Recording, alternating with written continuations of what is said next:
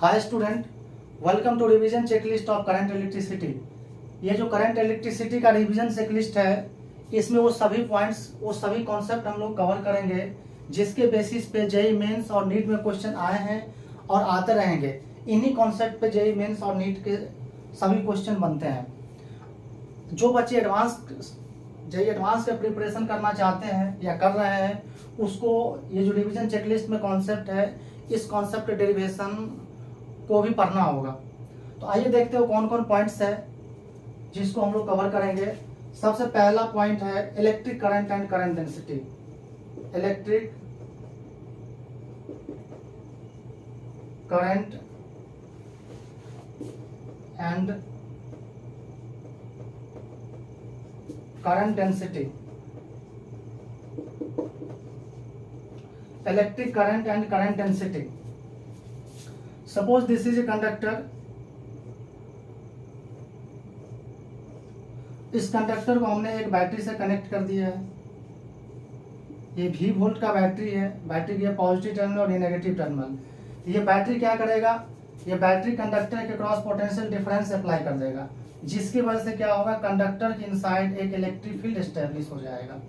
और जैसे ही कंडक्टर के इनसाइड इलेक्ट्रिक फील्ड एस्टेब्लिश होगा, हम लोगों को इलेक्ट्रोस्टैटिक्स से पता है हम लोग इलेक्ट्रोस्टैटिक्स से जानते हैं कि इसके अंदर जो इलेक्ट्रॉन है, कंडक्टर के इनसाइड जो फ्री इलेक्ट्रॉन्स है, ये इलेक्ट्रॉन्स अपने ऊपर फोर्स एक्सपीरियंस करेगा और जिसकी वजह से क्या होगा, ये आगे बढ़ने लगेगा और कोलिजन के कारण एक यूनिफॉर्म वेलोसिटी गेन कर लेगा, जिसको हम लोग ड्रिफ्ट वेलोसिटी बोलेंगे। ये पॉजिटिव साइड की तरफ चलने लगेगा, जिसको क्या बोलेंगे हम लोग, ड्रिफ्ट वेलोसिटी। और इलेक्ट्रॉन यदि इधर मूव कर रहा है तो हम लोग जानते हैं कि जो करंट का डायरेक्शन होगा इलेक्ट्रॉन के फ्लो का अपोजिट डायरेक्शन में, तो इस डायरेक्शन में करंट एस्टेब्लिश हो जाएगा और करंट फ्लो करने लगेगा। अब ये जो इलेक्ट्रॉन मूव कर रहा है मीन्स चार्ज मूव कर रहा है, तो क्या होगा, यदि कंडक्टर के अंदर चार्ज कांस्टेंट मूव कर रहा है, टाइम के साथ कांस्टेंट है, तो उसके लिए हम लोग करंट डिफाइन करेंगे एवरेज करंट। तो इलेक्ट्रिक करंट जो होगा,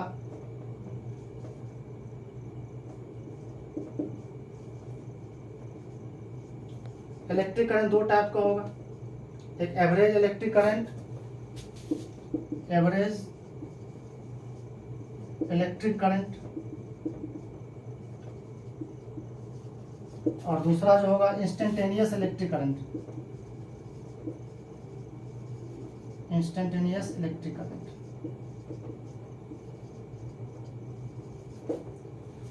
एवरेज इलेक्ट्रिक करंट की बात करते हैं तो यहाँ क्या होगा, प्रत्येक टाइम के साथ कांस्टेंट होगा, टाइम के साथ चार्ज जो फ्लो होगा कांस्टेंट होगा। और ये बात करेंगे तो delta Q by delta T.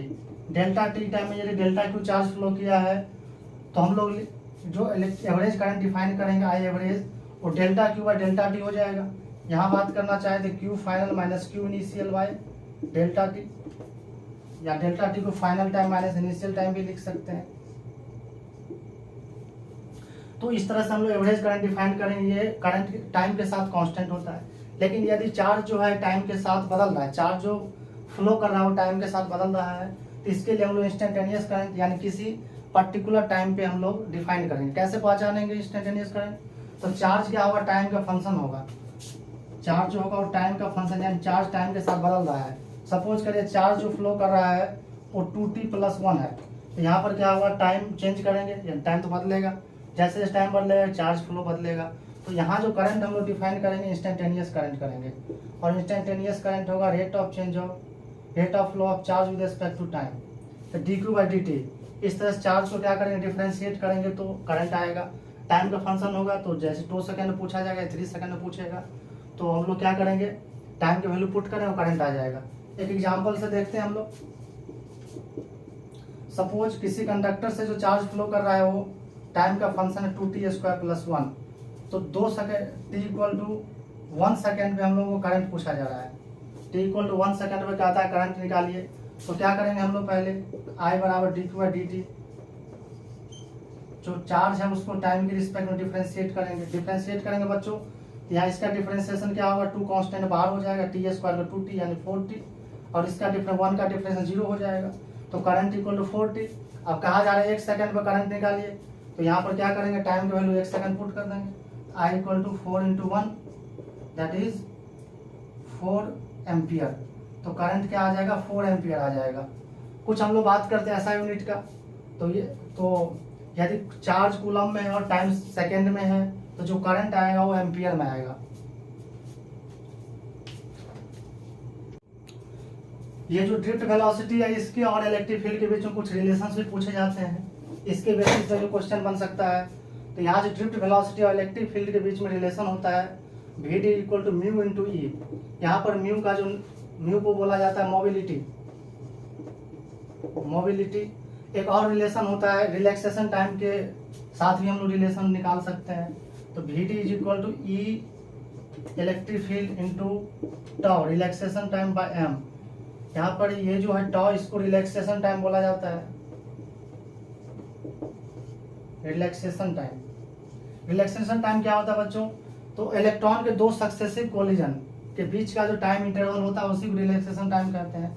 सब इसके अंदर जो कंडक्टर के अंदर इलेक्ट्रॉन है वो नेक्स्ट इलेक्ट्रॉन से कोलाइड करता रहता है। बहुत सारे इलेक्ट्रॉन्स है वो सब कोलिजन होता है। तो सपोज करिए कि इलेक्ट्रॉन यहाँ कोलाइड किया, तो नेक्स्ट बार जो कोलाइड करेगा यहाँ, तो इसके बीच का जो टाइम इंटरवल होगा उसी को बोलेंगे रिलैक्सेशन टाइम। तो जो ड्रिफ्ट वेलोसिटी है e by m into t, यहाँ पर ई इलेक्ट्रॉन का चार्ज है, ई जो है करंट इलेक्ट्रिक फील्ड है जो बैटरी स्टैब्लिश किया है, साथ ये जो है इलेक्ट्रॉन का मास है। कुछ और रिलेशन देखते हैं हम लोग। करंट डेंसिटी, तो सपोज करिए जो कंडक्टर है इसका क्रॉस सेक्शन एरिया ए है, ये जो कंडक्टर है इसका क्रॉस सेक्शन एरिया, ये जो इसका क्रॉस सेक्शन एरिया ए है और इससे आई करंट फ्लो कर रहा है, ये जो क्रॉस सेक्शन एरिया इसको हम यहाँ पे व्यू करते हैं, यहाँ पर दिखाते हैं आपको ताकि क्लियर दिखे। ये क्रॉस सेक्शन एरिया ए है और इससे करंट आई फ्लो कर रहा है। तो इसके लिए हम लोग एक टर्म डिफाइन कर सकते हैं करंट डेंसिटी, जिसको जे से डिनोट किया जाता है। और जो करंट डेंसिटी होगा वो current flow per unit area जितना करंट फ्लो करेगा उसी को हम लोग करंट डेंसिटी बोलेंगे। ऐसा यूनिट की बात करें हम लोग तो करंट एम्पियर में होगा या मीटर स्क्वायर में होगा। तो एम्पियर पर मीटर स्क्वायर। यदि हम लोग इसका ऐसा यूनिट जे का ऐसा यूनिट की बात करते हैं तो एम्पियर पर मीटर स्क्वायर हो जाएगा। और ये जो करंट डेंसिटी है ये एक वेक्टर क्वांटिटी है, तो वेक्टर क्वांटिटी का मैग्नीट्यूड यानी करंट डेंसिटी का मैग्नीट्यूड I बाय ए हो जाएगा। डायरेक्शन की बात करते हैं हम लोग, तो डायरेक्शन जो होगा करंट डेंसिटी का वो करंट की डायरेक्शन में लिया जाएगा। आइए देखते हैं नेक्स्ट पॉइंट। नेक्स्ट पॉइंट है हमारा ओम्स लॉ, बहुत इंपॉर्टेंट है ओम्स लॉ। सपोज एक कंडक्टर है,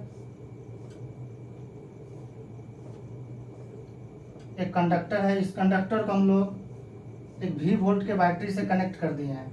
बैटरी ये पॉजिटिव टर्मिनल और ये नेगेटिव टर्मिनल है। तो क्या होगा, ये बैटरी जैसे आएगा तो पोटेंशियल डिफरेंस अप्लाई करेगा, हम लोग जान चुके हैं। पोटेंशियल डिफरेंस के कारण क्या होगा, इसके कंडक्टर के इनसाइड इलेक्ट्रिक फील्ड आएगा जिससे इलेक्ट्रॉन इधर मूव करना स्टार्ट हो जाएगा। तो यहाँ पर क्या होगा, करंट डेंसिटी आ जाएगा, करंट डेंसिटी जे। इसके करंट डेंसिटी के बारे में बात करते हैं तो जो करंट डेंसिटी होता है वो सिग्मा इंटू ई होगा, सिग्मा इंटू इलेक्ट्रिक फील्ड। इसके अंदर इलेक्ट्रिक फील्ड आज एस्टेब्लिश होगा तो हम लोग इसके लिए करंट डेंसिटी डिफाइन कर सकते हैं। इससे पीछे वाले कॉन्सेप्ट में देखें तो J is equal to sigma into e. यहाँ पर जो सिग्मा है उसको कंडक्टिविटी बोला जाता है, मैग्नीट्यूड की बात करते हैं तो J equal to sigma into e. एक और टर्म होता है रेसिस्टिविटी, कंडक्टिविटी का ठीक उल्टा होता है, sigma is equal to 1 by rho. यदि रो लिखना चाहे तो हम लोग लिख सकते हैं कि E is equal to J by sigma and 1 by sigma is rho. तो रो इंटू जे। तो यहाँ से इलेक्ट्रिक फील्ड इक्वल टू लिख सकते हैं रो इंटू जे। और इसको और मॉडिफाई कर सकते हैं हम लोग। और किसी कंडक्टर के हम लोग एक बात जानते हैं कि यही हम लोग इलेक्ट्रोस्टैटिक में देख चुके हैं, E is equal to dV bye dl, जिसको हम लोग पोटेंशियल ग्रेडियंट बोलते हैं। तो इलेक्ट्रिक फील्ड हम लोग लिख सकते हैं dV बाय dl। तो यहाँ से हम लोग electric field is equal to लिख सकते हैं dV बाय dl इज equal to rho into j. D v is equal to rho j into d l. इसको बच्चों differential form of Ohm's law बोल सकते हैं, इसको हम लोग differential forms of Ohm's law बोलते हैं। यदि इसको हम लोग इंटीग्रेट करते हैं, पूरे कंडक्टर के लिए बात करते हैं, तो इसको क्या करेंगे हम लोग, v equal to integration of d v, यानी इंटीग्रेशन ऑफ v या delta v। Delta v is equal to integration of d v का जो इंटीग्रेशन वो डेल्टा v आ जाएगा, चेंज इन पोटेंशियल, ये जो पोटेंशियल डिफरेंस डेल्टा v आ जाएगा। यहाँ से रो जे इंटू डी एल। यदि कंडक्टर यूनिफॉर्म है तो यहाँ से हम लोग लिख सकते हैं रो और जे बाहर आ जाएगा, तो रो इंटू जे और डी एल का इंटीग्रेशन एल हो जाएगा। कंडक्टर का लेंथ यहाँ इंटीग्रेशन 0 टू एल, तो एल हो जाएगा यहाँ। तो delta we is equal to हम लोग लिख सकते हैं, और जे को क्या लिख सकते हैं, आई by A, I by a. तो यहाँ rho I by a into l. तो एक और हम लोग लिख सकते हैं delta we is equal to I. इसको क्या करना है हम लोग, इसको ऐसे लिख सकते हैं, रो एल बाय,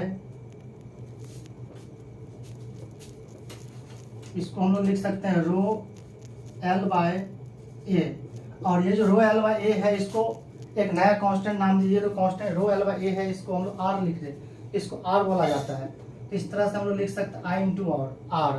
तो यहाँ से आगे हम लोग का delta we equal to I into r, delta we equal to I into r. इसको बोलते हैं Ohm's law, Ohm's law,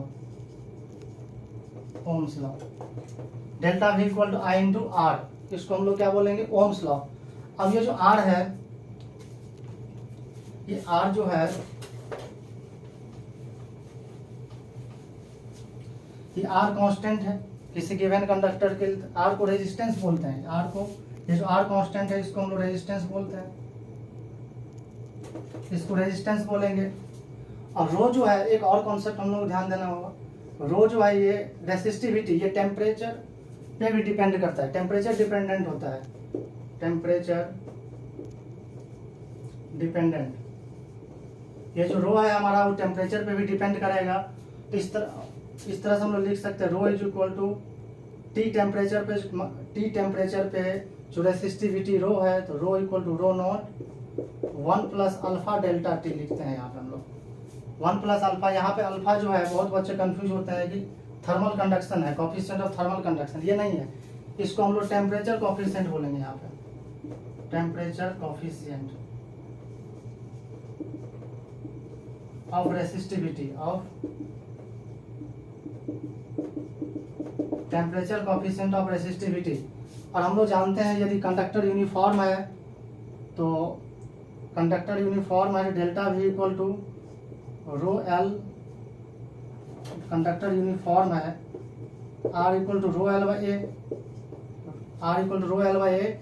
and resistance जो होगा वो रेसिस्टिविटी डायरेक्टली प्रोपोर्शनल होगा, यदि कंडक्टर यूनिफॉर्म है, लेंथ सेम है और एरिया सेम है, यूनिफॉर्म है। तो इस तरह से आर को भी लिख सकते हैं, टी टेम्परेचर पर रेजिस्टेंस जो होगा r naught 1 plus alpha delta t. इस तरह से टी टेम्परेचर पर रेसिस्टिविटी हम लोग निकाल सकते हैं, और रेजिस्टेंस। यहाँ पर जो ये चेंज इन टेम्परेचर है, final temperature minus initial temperature. Suppose करते हैं 45 डिग्री सेल्सियस पे दिया हुआ है कुछ रेसिस्टिविटी रो नोट, और 60 डिग्री सेल्सियस पूछा जा रहा है, तो 60 पे रो मान लेते हैं, 45 पे दिया हुआ 1 प्लस अल्फा, और यहाँ 60 माइनस 45 यानी 15 लिख 15 लिख देंगे। आइए देखते हैं नेक्स्ट हम हमारा ओम्स लॉ का वेरिफिकेशन।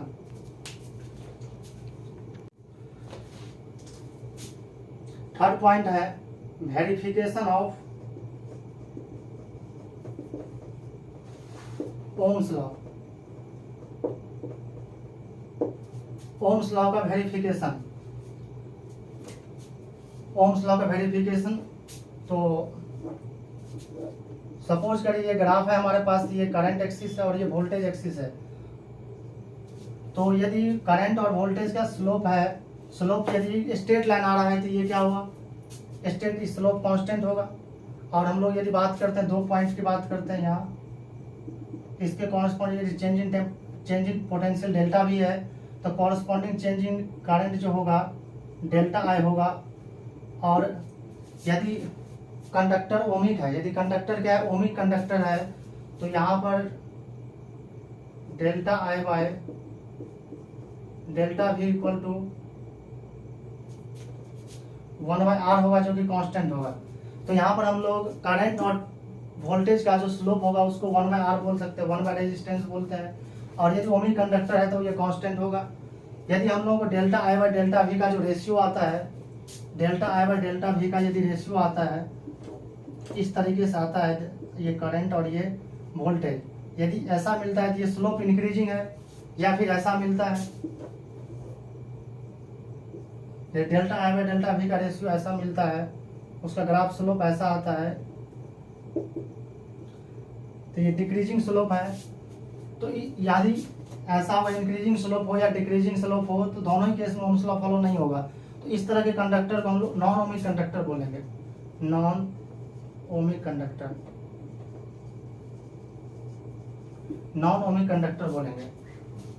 ठीक है बच्चों, तो इस तरह से। और आर जो है टेम्परेचर भी डिपेंड करेगा। तो कंडक्टर का जो रेजिस्टेंस है वो टेम्परेचर बढ़ाने से रेजिस्टेंस इंक्रीज करेगा। कंडक्टर का यदि टेम्परेचर बढ़ाएंगे तो नंबर ऑफ कोलिजन्स बढ़ेगा, कोलिजन्स बढ़ने की वजह से रेजिस्टेंस इंक्रीज करता है। बात करते हैं सेमीकंडक्टर का, तो सेमीकंडक्टर का जो रेजिस्टेंस होगा वो डिक्रीज करेगा। तो यदि हमारे पास दो ग्राफ दिया हुआ है, सपोज करिए कंडक्टर के लिए दो ग्राफ दिया हुआ है और ये,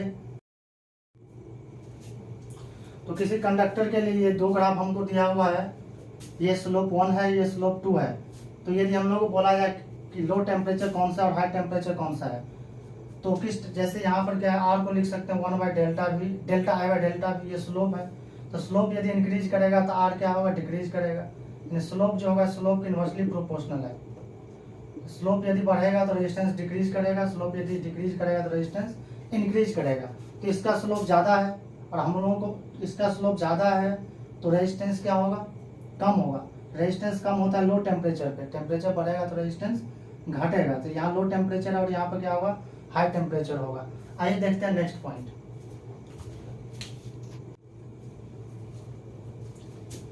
फोर्थ पॉइंट, ये जो पॉइंट है ये बहुत कम बुक में देखने को मिलता है, लेकिन इस क्वेश्चन पे भी, इस कॉन्सेप्ट पे भी एक बार क्वेश्चन आ चुका है और इस बात को इग्नोर हम नहीं कर सकते, डिने नहीं कर सकते हैं कि आगे क्वेश्चन नहीं है, क्वेश्चन आ सकता है, इसलिए इस पॉइंट को भी कवर करना जरूरी है।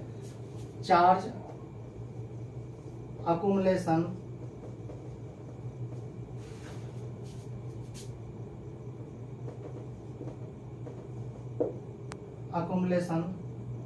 at junction of two conductor, junction of two conductor,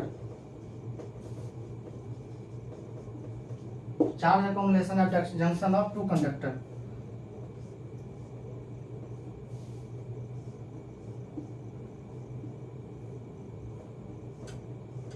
दो कंडक्टर है, एक का रेसिस्टिविटी ρ1 है और इसका रेसिस्टिविटी ρ है, और ये जंक्शन है। जंक्शन का जो क्रॉस सेक्शन एरिया है ये A है। इसको क्या किया हम लोग, बैटरी से कनेक्ट किए। इस बैटरी के पॉजिटिव टर्मिनल नेगेटिव टर्मिनल, तो क्या होगा, यहाँ से जैसे पोटेंशियल डिफरेंस जनरेट होगा तो इसके बीच में इलेक्ट्रिक फील्ड यहाँ E1 होगा और यहाँ पर क्या E2। तो यदि इलेक्ट्रिक फील्ड जंक्शन के दोनों तरफ सेम नहीं है तो कुछ चार्ज, फल हम लोग गॉस लॉ से जानते हैं, कुछ चार्ज इसके अंदर, ये जो जंक्शन है इसके अंदर आ गया, तो जो एग्जिस्टिंग फ्लक्स है वो φ2 है और जो फ्लक्स इंटर किया है वो कि φ1 है। तो नेट फ्लक्स की हम लोग बात करते हैं तो φ2 माइनस